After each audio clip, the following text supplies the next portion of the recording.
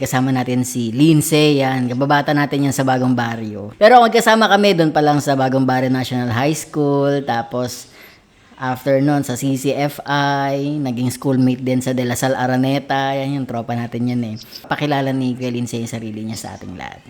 Sino? Si Lindsay. Ayan, Brad. Si Lindsay Caparas ay simpleng mamamayan ng Bagong Baryo, Caloocan. Si Lindsay is kaibigan ni Kuya Eric.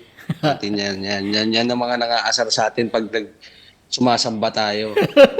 Naalala ko siyempre, pag dadaan ako ng lugar nila, everlasting, palabas na katarungan. Gigita-gitara sila doon. Tapos ako, mga formal, samba ako. Yun. Doon ka pa din ba nagsasamba ngayon, Brad? Sa ano mo? Sa iglesia? Marami akong sinasamba, bro eh. Mas pangit yan, madami. Hello everyone! Welcome to Sela Time with Eric. Thank you for tuning in. Anyway, ayun na nga. Brad, ito Ano, simple. mag-usap ba tayo? Parang puro kalokohan lang pag-uusapan natin. Hindi, ganito talaga kami mag-usap ni Eric. Ganito talaga. Pero unang tanong na, kamusta? Kamusta ka, bro? Kamusta? Sa family, okay naman. Okay kami. Okay yung mga babies ko. Okay kami lang. Ilan na anak mo, bro? Ilan na? Family ba? Tatlo. Tatlo na, okay. Si King David, si Queen Miriel, Wow, and nice, si nice. Queen Growing family. Isabel. Yan. Balak mo ba 12, bro? Ayoko, may isang hudas doon. Mahirap yun. Doon lang tayo sa 11 Nasaan ka ngayon? Nasaan ka ngayon? Sa bahay. Ano mga ginagawa mo ngayon pala? Ngayon sa kami, business, family business, yun lang. Wala akong social life ngayon eh, hindi Seryoso? bira ako makasama mga kaibigan. Business lang talagang nakatutok lang talaga kasi nasa crucial stage yung business? Yung business, oo. Kasi mababa ang demand, mataas ang supply. Sa kami, sa fruits, tulad ng saging, ganyan. Pero naglagay na din kami ng ibang mga prutas. Kasi, kaya kami naglagay ng ibang mga prutas, nasa business kami kasi ng saging. So, ngayon, kung hindi medyo okay yung saging, kasi marami na kasing nagbi-business nung, ganyan, yung banana. Marami na? Marami na. Dahil nung nag-pandemic, nakita nila, marami kasing nawalang business. So, nakita nila, yung mga nagsusurvive. Nagbahal kasi ang saging dito sa Pinas. Nasa Nasa ka ba? Thailand? Nasa Switzerland ka ba? Thailand lang ako, Brad. Nasa Thailand layo pala. naman ng Switzerland. Yan ang, kasi kung balitaan mo yung trend na yung saging daw ang gamot sa COVID-19. May ganun nangyari. So noon, sa palengke, 60 to 80 pesos lang ang saging ng pandemic. Hindi nyo ba ginawa lang yun, bro? Yung marketing strategy lang yata yun? Hindi naman. Actually, ako yung isa sa nag-post niyan eh. Meron ako nakitang video, tapos sinave ko yung kinopya ko, tapos gumawa ako ng ibang mga clip na yung nagbabargain ng saging, at yung kumuha ko ng picture sa palengke, sinare ko, pinost ko, tapos nung pinost ko, ang dami nag-share. Pinanood nila, tapos ang dami, 1,000 yung nag-share. So nung time na yun, tumaas ang demand ng saging. Tumaas ang demand ng saging. Ang naging problema naman, hindi namin napagdaan dahil sa akin, laro-laro lang eh. Parang siyempre, social media. Ang nangyari, pinost ko, tapos bigla naman nag-boom ang saging. Isipin mo sa palengke, umabot ng 100 to 120 pesos ang per kilo. Saging. Actually, marami din nagbi-business niya. Dumami yung nyo, bro, Hindi yung lang competition, dumami. Oo, dumami ang competition, tapos maraming ibang negosyante na nag-divert ng saging. Mula doon sa ibang business, nagpunta sila sa saging. Nag-boom biglang yung mga kapitalista. Sige.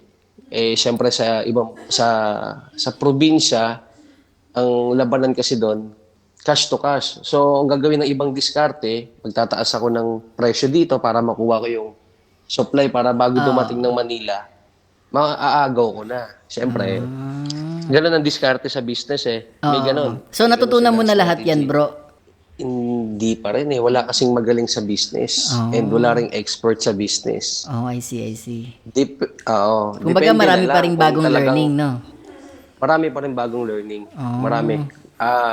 Lahat naman eh. Yung sinasabi ko sa lahat ng aspect naman, kahit sa business, meron pa rin, dadaan ka pa din sa ano eh. Tulad yan, sa dapat maaral mo. Kumbaga sa umpisang-umpisa na kung paano, kunyari, ang business mo pala is yung, sample lang, kasi may kainan kami before, di ba? Naalala ko. May, una niyan, yung marketing. Tapos, pangalawa, yung product mo. Tapos, kung pag-manage ng mga tao, ganyan. Kaya hindi, ang akala kasi ng iba, pag nag-business ka, ganun lang yon. Hindi nila alam na, ano yun, maraming risk. Kala nila ganun lang kadali. Ganun lang kadali. Kaya nga sabi ko, babalik na lang ako ng US. Ay, ng ibang bansa. Ah, Ibenta na lang ng condo, madali lang yan. Madali lang mag-present. Tapos, bibili ka, hindi. Hindi, it's a matter of sales stock lang. Tsaka ikaw lang. Ikaw lang, tapos, hindi mo na, yun nga, tulad ng sinasabi ko, meron kayong auditing, tapos, meron kayong pagbili ng mga product, tapos yung uupahan ninyo, electricity. So yan yung mga yan yung mga gamay mo na, kumbaga yung operational side ng business, gamay mo na siya. Yung operational, may idea, hindi naman gamay, pero at least kung mag-put up ka ng business, may idea ko, alam ko na, pero kasi at the end of the day, ano pa rin yan eh, yung kung paano mo pa rin i-market yung business mo. Ano yung mga dyan? Tsaka may tinatawag akong dyan, bro, 40 by 40. Ano yan?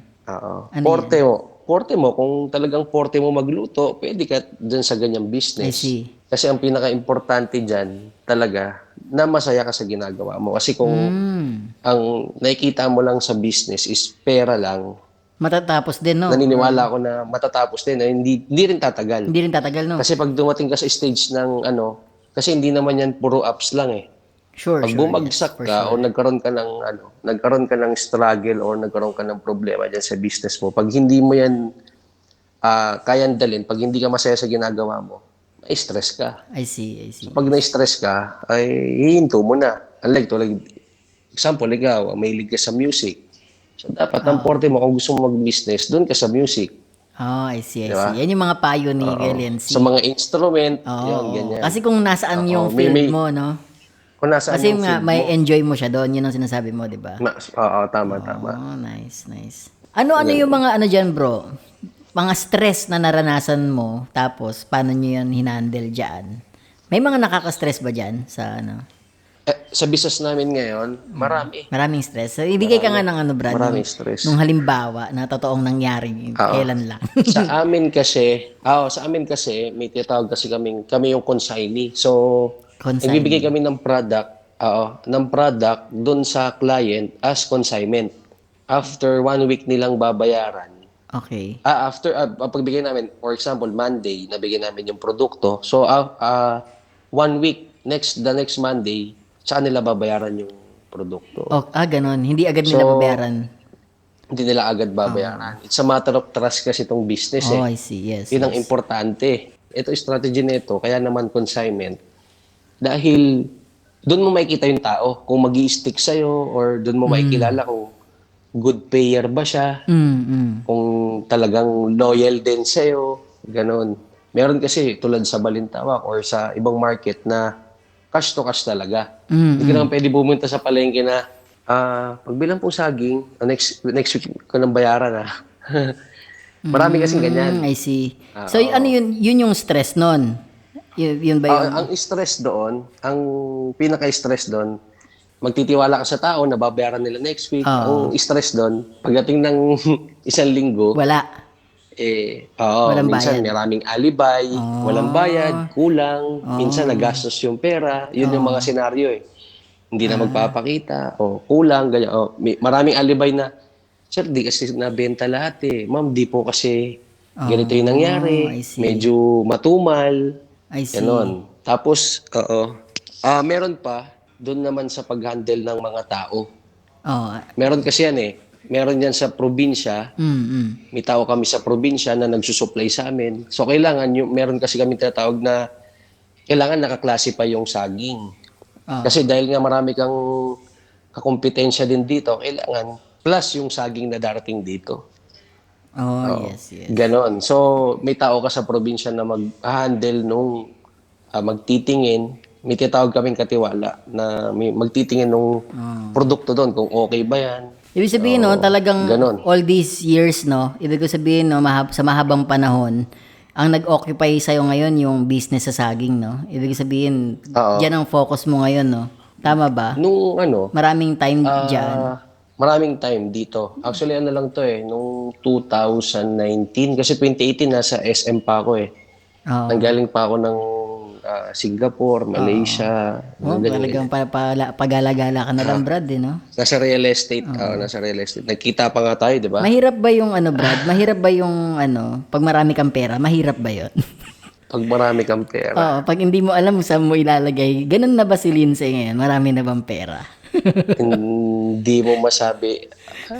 Sakto lang. ayos.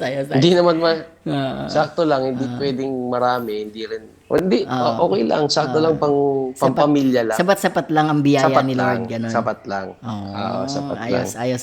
Ayos kung ganun. Ngayon, nabanggit mo yung family mo. Yung pag sinabi mong family mo, yun yung kasama mo ngayon na sila Gemma, sila baby mo, di ba?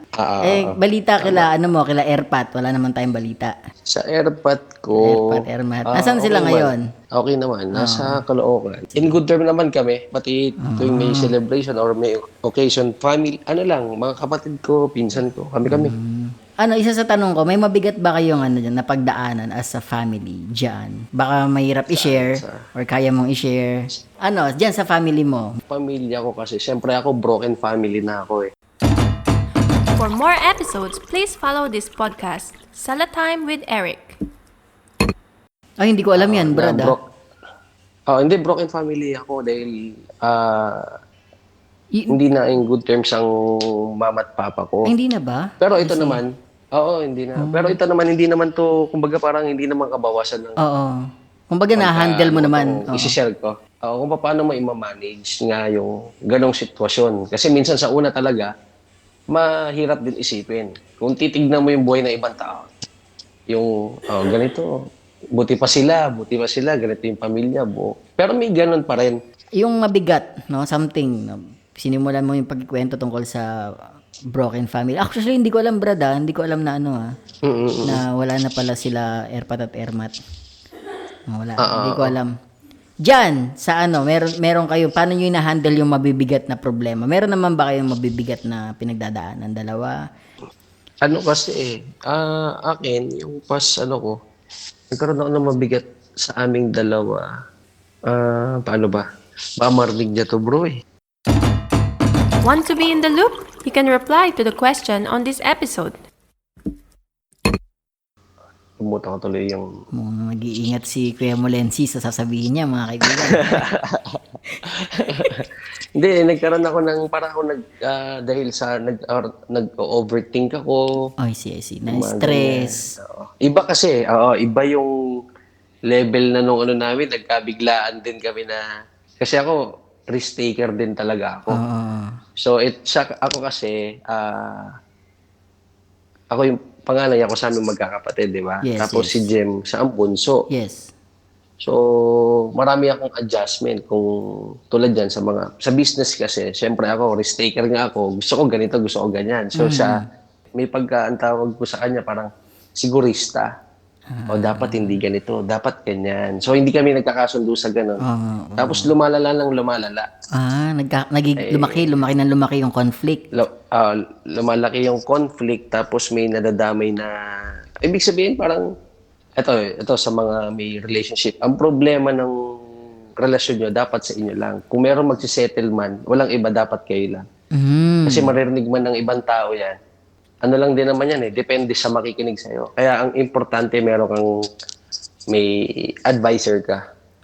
Or meron ka talagang may merong malasakit sa'yo. May tinatawag na may malasakit kasi madali lang lumapit sa ibang tao, mag-share ng pinagdadaanan mo o sa... Kaya lang, yung talagang magkasabi sa'yo ng totoo, yun ang the best. Yung kumbaga bro, yung kumakabig sa'yo paminsan-minsan, di ba? Mga ganun. Kakabigin ka talaga. Ibig sabihin, yung mismong, kaya hindi maganda yung ugali mo sa ganyan. Sasabihin sa'yo ng harap-harapan. Hindi yung, may mga tao kasi na oo lang ng oo sa'yo. Oo, tama. Agree-agree tama lang, ka, no? Pero, agree-agree lang. Yan, ang pinaka-the best pa din yung talagang magsasalita sa harap mo na mali yung ganyang iniisip mo. Mali yung ginagawa mo, mali yung, may mga ganon. So, sa pinagdaanan, di ba, hindi ko pinunto kung ano yung pinakamabigat Hindi na mo pinunto kasi nag-iingat ka rin. Siyempre.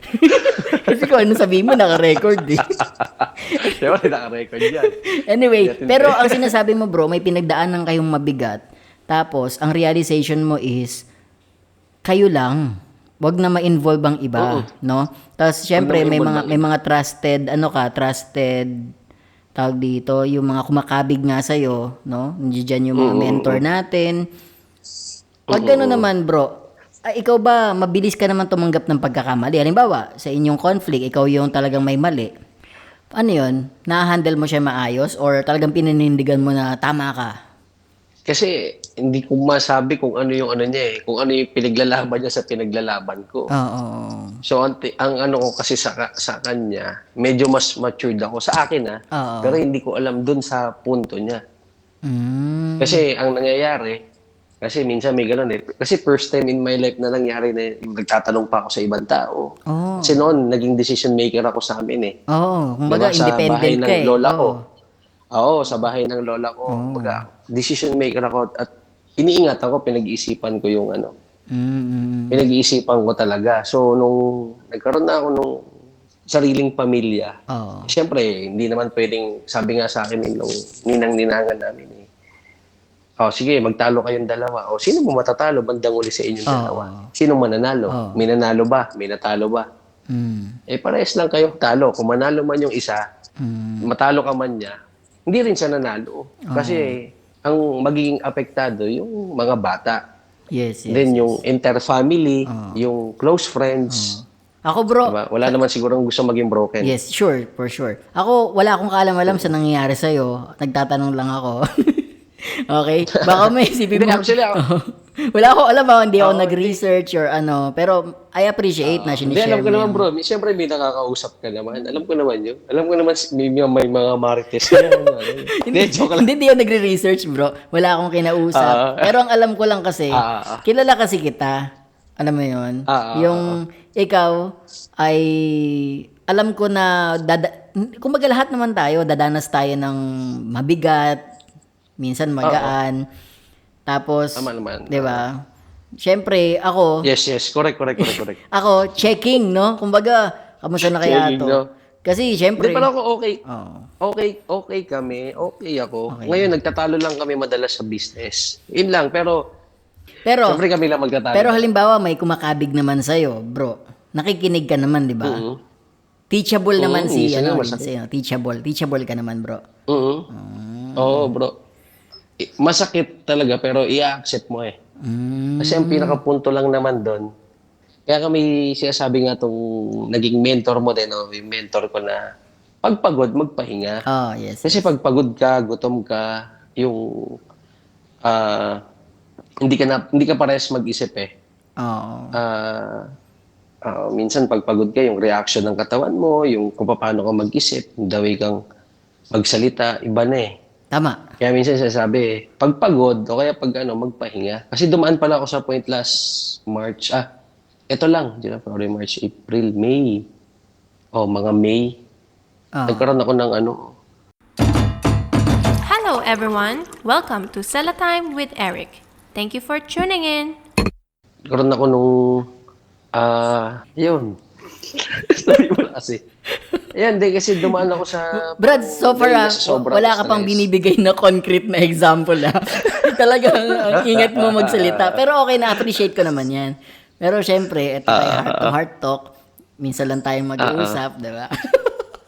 Pero pag pwede mo ipabura sa akin kapag ayaw mo wag mo na isabihin yun. Oo.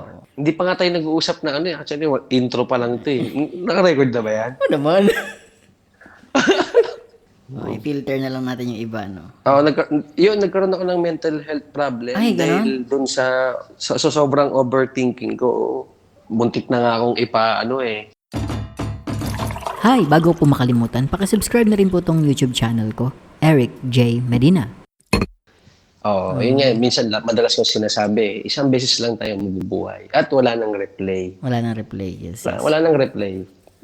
So you're just enjoying it. mabubuhay ka sa so kaya ka lang naman tayo nagkakaroon ng regret dahil minsan nasa emosyon tayo, galit tayo, may regret talaga kasi wala naman perfect eh.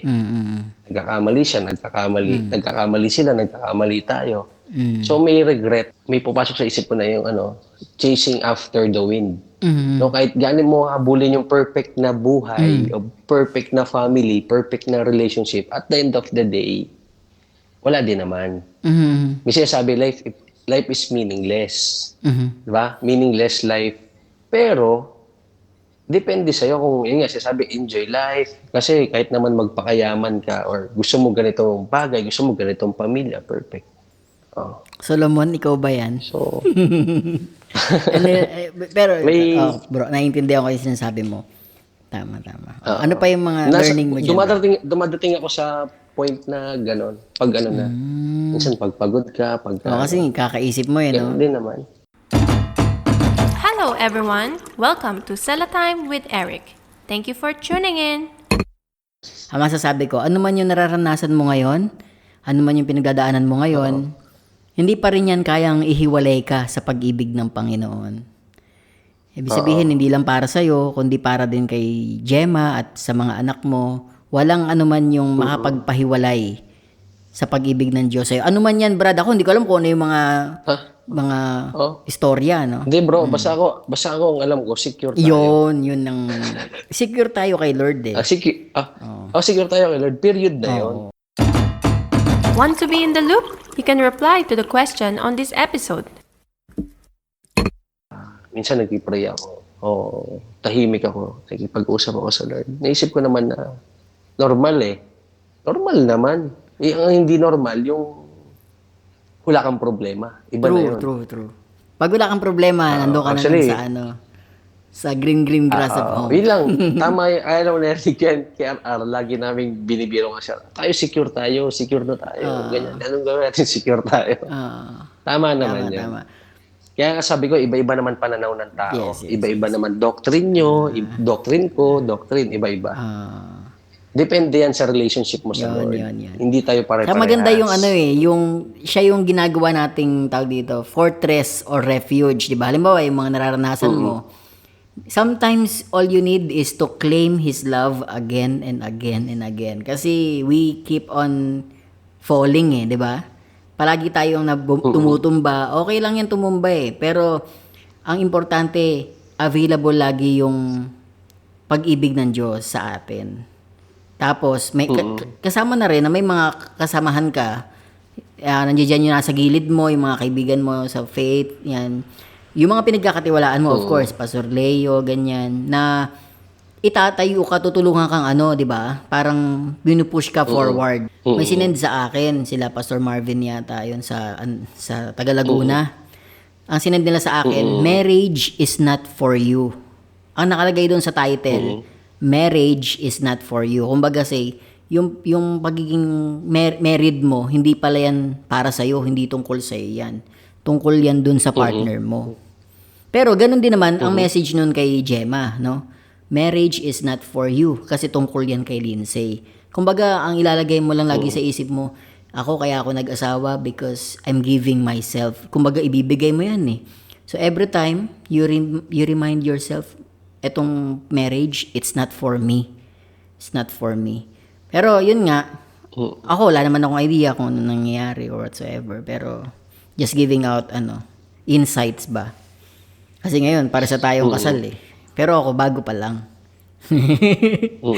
Parang sinasabi mo. Kaya humanda ka. yun. Yun ang hinihintay ko. Humanda ka. Kaya humanda ka. Pero so far, I'm blessed to siguro have sa tagal. Lay.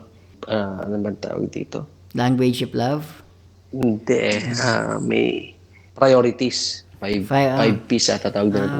5 priorities. Okay. Number 1, si God. Ito, maganda to Number 1, si God. Okay. Siyempre, yung relationship niya sa Lord. Yes. Yung pangalawa is wife. Yes, yes. Wife mo. Tapos pangatlo, yung children. Umbrella. Yung Umbrella. umbrella nga, no? Tapos pang-apat, ang pang-apat is yung work. Tapos pang-lima yung friends. And, yun, I ministry. see. Nasa Oh, pang-lima. I see, I see. Pero may yung sinare ko to sa mentor ko. Mentor natin. Oo. Ang na-correct din ako eh. May mali talaga. May mali daw. Yun, kasi sinunod ko yun eh. Sinunod ko, bro. Tingin mo anong mali? Ano nga mali? May mali. Gusto ko malaman kung ano yung ano. Hindi, ikaw. Anong tingin mo na mali? Doon sa arrangement na yon, Sa arrangement na yon. yung umbrella, yung nauuna yung God, tapos susunod yung God. yung wife, no? Doon na bago yung ano ko eh. Simula nung, yun nga, nagkaroon na ako ng mental health problem. Hindi ako nakatulog. I see. Sabi ko, na-share ko sa kanila na, priorities. Priorities ko, ganyan. Siyempre, nakakuha ka ng knowledge or yes, info sa ano. Ano naman ng ano doon, bro? Tingin mo, anong mali? Ako para sa akin, yun ay model of priorities, yung pag ganun, pataas, no? Ibig sabihin, mula sa taas, pababa. Patas. Para sa akin kasi, yun yung model siguro na sinusunod nila or pine-present nila. Pero para sa akin, gusto ko yung bilog eh. Yung pabilog. Ano yung pabilog? Ibig sabihin, God in the center. Okay. Pero it means, when you prioritize God, hindi siya yung hierarchy, hindi mo iisipin na parang hindi siya yung compartmentalized na sunod-sunod na ganito. Pag circle siya, kahit ano pa man gawin mo, bro, tungkol yun kay Lord. Halimbawa, circle. If si Lord ang nasa sentro, papunta doon sa family mo, tungkol yun kay Lord. Papunta doon kay wife mo, tungkol pa rin yung kay Lord. Papunta sa ministry mo, kay Lord pa rin yun. Pero, yun yung model na mas, sa tingin ko, mas naiintindihan ko ng maayos. Kasi, if God is the center of everything, ibig sabihin, whatever you do, you honor Him eh. No? Ino-honor mo siya sa lahat ng yon. Kung ikaw ay nasa asawa mo, you're honoring God. Ikaw ay nasa ministry, you're honoring God. So, it all goes right there. Pero, yun naman pinipresent nila, hindi ko siya masabi na mali. Ang ano lang is, maybe the way it is constructed, sa ibang tao, na sabihin natin yung, iniisip mo yung medyo critical kasi, di ba? Kay Pastor Leo, maybe meron silang comment pa na iba doon, may commentary no, tungkol doon sa model na yon. Pero I think ano naman, ano ba yun? Ano yung mali? Tama ba yung term ko na mali? Hindi naman siguro. Siguro may... Depende sa... May ano lang. Meron kasi akong na-skip doon. I see. Tama yung ano mo eh. Tama yung circle na sinasabi mo. Kasi nung sinara sa akin to, parang alam mo yung mangkok. I see. Diba? Mangkok. Oo, ito. Pag nilagyan mo ng laman yung mangkok, pag napuno, kasi ang priority, God, ganito, ganyan. Yung mangkok kasi si God, given na yun eh. Sovereign na yung God eh. Given na sa atin na, actually kahit, tama yung priority mo, given na yun. Pero ang number one pa din, love yourself. Yun ang nakalimutan ko, bro. Yun ang sinabi ni Pastor Leo. Yun ang Nanineglect nakalimutan yung ko. self.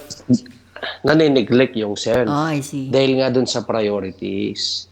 That's good. That's actually nice. Doon pumasok yung paano ko magmamahal ng iba. Kung yung sarili mo, tama nga wala naman laman yung mangkok eh. Diba? Lagyan mo ng tubig, lagyan mo ng sabaw.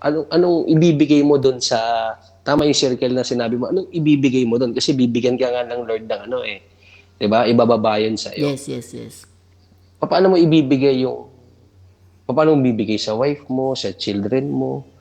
Kung ikaw sa sarili mo, kulang ka, wala kang ganon. Yung pagmamahal sa sarili mo is wala ka.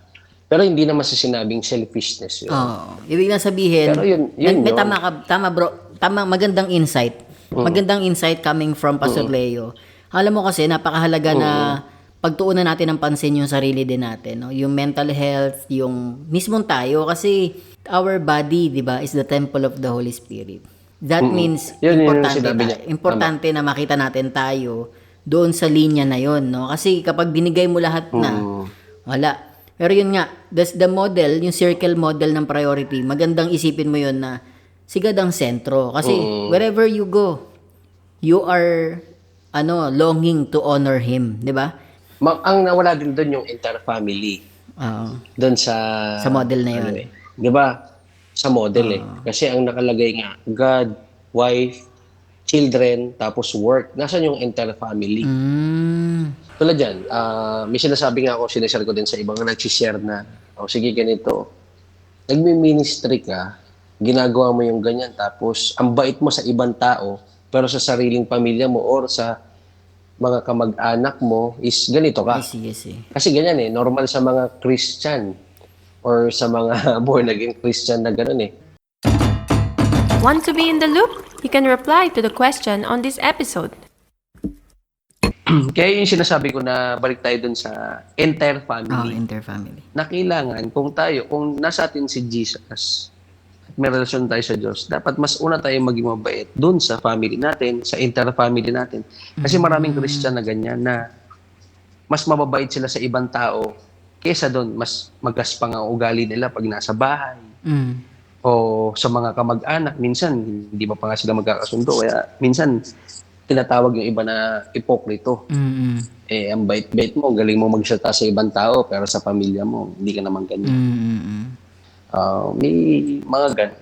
Kaya ako medyo ako ngayon medyo self-study, tapos nakikinig lang ako, rin ako. Wala akong ngayon, wala akong church. Doon lang ako sa It is Safe to be Broken.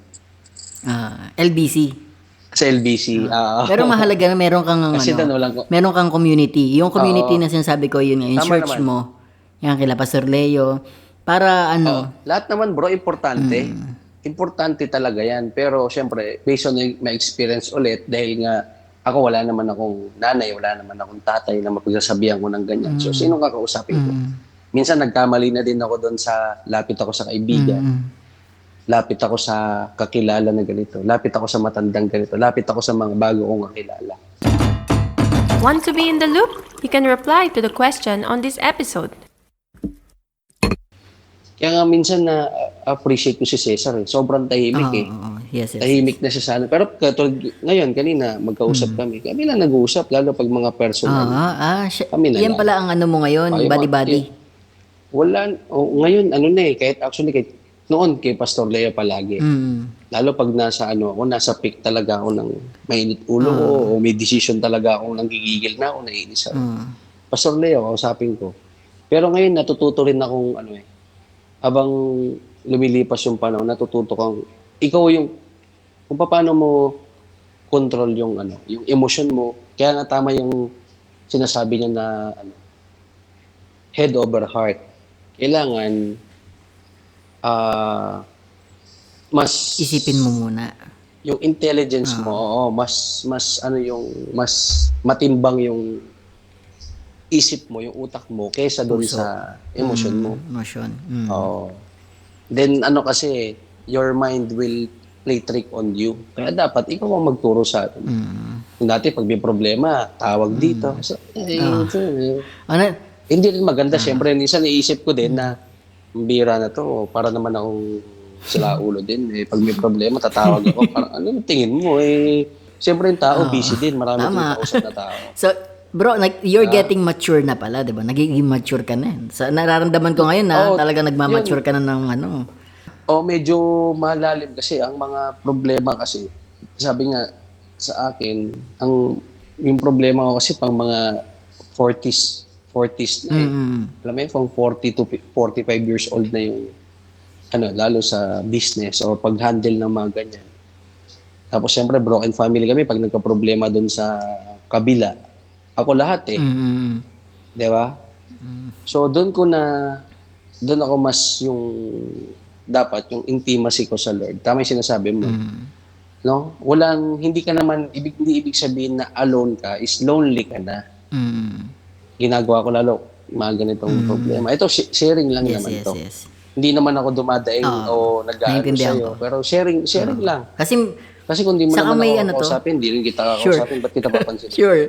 Saka may magbe-benefit nito, Brad, yung mga ganyang learning mo, no? So, talking about magbe-benefit, ganito, bro, ano yung mapapayo mo sa mga younger generation ngayon, Brad?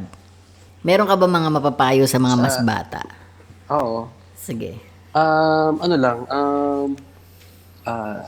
chill lang tayo sa life. And wag tayong masyadong very excited or wag tayong masyadong dramatic. And importante, wag tayong maging jealous or yun kasi yan ang hindi maganda sa social media kung ano yung nakikita nila sa ibang tao. Mm. Gusto nila maging ganun din. Mm. No, hindi naman yan pare-parehas eh. Hindi nyo naman alam kung anong pundasyon ng family niyan, kung bakit sila ganyan, o kaya kung anong pinagdaanan niyan, kung bakit yan ganyan. Kung bakit sila ganyan, ba't sila ganito. No, hindi yan, kumbaga kasi, yung sa social media, yun ang hindi maganda. I see. Dahil nga masyado kang tutok sa social media, yung insecurities mo mas tumataas. Diba? Kunyari, kung lalaki ka, nakita ka ng iba, maporma, nakita ka, ganda ng chicks, may mapera, yung ganyan. Importante, chill lang, tas enjoy life. And ang number one, yung relationship natin sa Lord, syempre. Ayan. Kasi yun eh. Oo, yun, may gusto nga akong i-share no? Yung success. Ano ba yung success para sa ating mga kabataan? No, yun ang importante nating malaman na what is success? What is success, bro? Success ba dahil para sa akin ang success is to be happy in God alone. Wonderful definition. Kasi given na yung masayang pamilya, masaya ka syempre, okay ka sa mga friends mo, sa work mo, sa business, or basta sa ibang tao. Hindi yung ang tingin kasi ng iba. Success is yung pera, may pera ka, may bahay ka, may sasakyan ka. Hindi. No, hindi naman lahat ng taong may mga ganyan successful na tinatawag. Ang success yung yung panatag ka sa buhay mo na masaya ka. Yung success na ang pinakamalalim na term diyan yung nakakatulog ka sa gabi. Mahimbing ang tulog mo. Masarap. Ang success is yung peace of mind. That's the success. Oo. Ayos, bro. Maganda. Meron kang peace of mind. By experience ulit na gusto kong magkaroon ng ganito, muntik na akong, alam mo may mga meron sa atin lalo sa mga kabataan, based on experience nga na minsan dahil gusto mong mapuntahan yung ganong stage o level nila, hindi mo na obserbahan, nagagamit ka na ng ibang tao. Mga politician o ng ibang businessman dahil nga humble ka or sumusunod ka sa kanila dahil nga gusto mong matuto or gusto mo maging ganun ka din sa kanila. Pero nyo rin, Ingat. ang pinaka-the best na ingat pa rin at observe. Observe. Tapos, lagi nga sinasabi ng isa sa akin na pastor na pagka ganyan, pag-pray mo. Pag-pray mo, yes. Pray mo. Kasi mahirap pag ikaw lang yung decision mo lang Yun ang mahirap kasi maraming maraming tukso lalo pagdating sa kasi money is everything Ang gusto naman, usually naman pag ang tao ito ganun lang naman, money, power. Yan lang naman ang gusto ng tao lalo dito sa Pilipinas, money, power. Yun. Period. So pag hindi ka nag-ingat, mayayari ka. Yun nga, success is peace of mind. Success is peace of mind. So, yun. Wonderful, bro. Eto naman, last question na to, bro, kasi ayoko nang kunin yung lahat ng time mo at 11:30 na rin dito. Di tayo matutulog. Hindi, matutulog na tayo. Last question na to Pero 70% ng pinag-uusapan natin, hindi masasama sa podcast ko. Pero yung magbe-benefit ang iba, isasama natin syempre, di ba? So yun. So ito na nga bro, last question is, ano naman ang mensahe mo sa iyong younger self? Kung makakausap mo yung mas batang Lency, may sasabihin ka ba sa kanya? Meron ba bro? Or wala? Or mahirap yung tanong? Baguhin natin. Maganda yung Oo, tanong maganda, eh. maganda. Oo, Maganda. mas batang Lency. Anong sasabihin mo sa kanya? Oo. Mas batang Lindsay. Message to your younger self. Yon. Want to be in the loop? You can reply to the question on this episode. Yung stage ng level ng pinagdadaanan ko, medyo pabigat ng pabigat. Right. Dahil siguro, mas emotional ako Mm. nung time na yan. Pero ito yung sinara sa akin. You can stop the waves, but you can learn to surf. Mm. Maganda yung message eh. Sabi nga ni Bruce Lee, no? Be a water. Be a water, yes. Kumbaga dapat flex. Oo, kung makakausap ko yung sarili ko, be a water. Dapat maging flexible Maging ka flexible. sa lahat. Flexible ka. Sinasabi ni Jack Ma, when you are 20s or 20s to 30s, yung ganyan na enjoy life. Then find a good boss. Tapos when yung 40s and Parang nakita ko na ngayon. to 50s, sabi niya gano'n, work hard. Then 60s to enjoy life. Oo. Yun yung sinasabi ko na na dapat nung time na kay younger Lindsay na ganito. Kasi ako hindi naman ako nakalimot sa Lord nung time na yun. Kahit naman ako maging dependent sa Lord, pero I think inaalaw talaga ng Lord na dumaan ako sa mga ganon. Yes. No? To be a better person. Yun naman ang importante. Then, dapat lagi ka delight yourself to the Lord. Always. Yan, yun.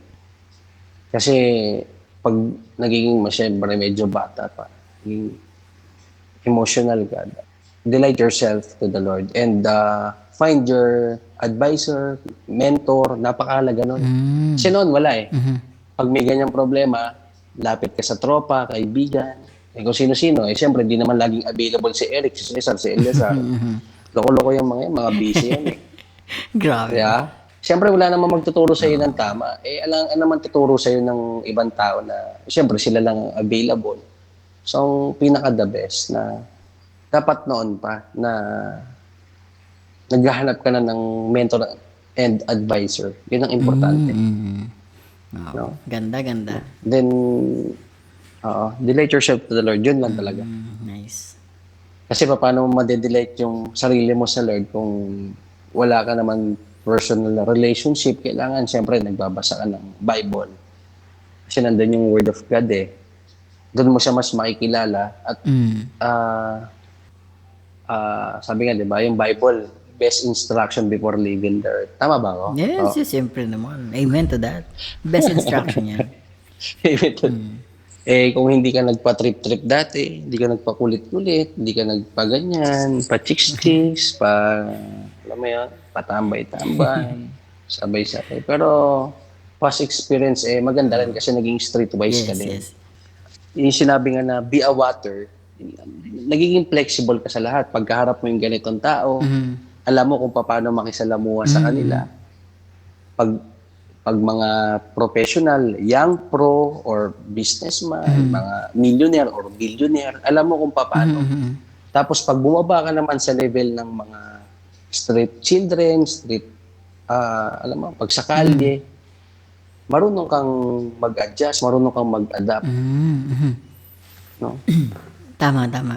So, ayun. Ayos. Kasi, sa atin, iba-iba naman eh. Iba-iba naman tayo ng iba-iba naman tayo ng path, iba-iba naman tayo ng pinagdadaanan. So, learn to adapt and learn to accept what lives bring and delight yourself to the Lord. Yun talaga. Importante. Yun ang message ko. Tama. Maganda bro, maganda. Anyway bro, salamat again.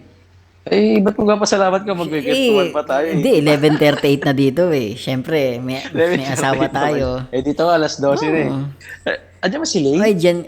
si Hindi, Lay? nasa taas na eh. Ako nasa baba. So, Nasaan ka ba ngayon? Sa bahay. Saan bahay? sa bahay namin. Nasaan ba kayo? Sa Saraburi, Thailand. Sa ano? Nasa Thailand. Nandito na din si pala Lay. Nandito na siya. Kinasal na kami. Ikakasal uli kami sa 25. Pangalawang kasal namin. Natuloy. Oh, Yung unang kasal namin ni Lay, 5 lang yung tao, bro. Kasama na kami doon. Ngayong pangalawang kasal namin, medyo marami ng tao.